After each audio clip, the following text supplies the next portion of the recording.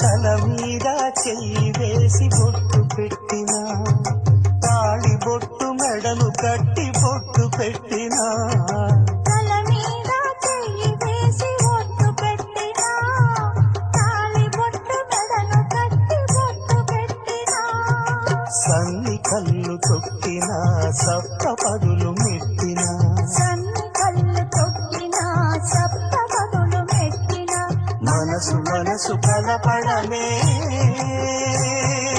మంత్రం పరమార్థం.